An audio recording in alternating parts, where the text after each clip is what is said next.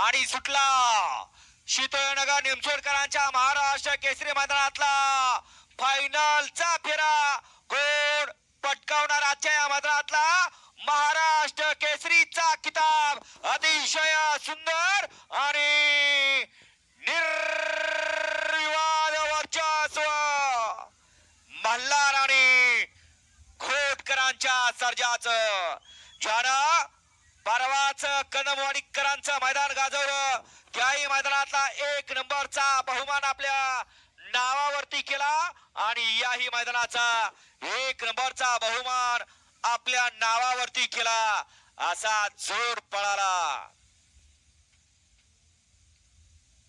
Ambulance वाले starter मारा. पलीकडच्या बाजूला कोण पडलंय बघा.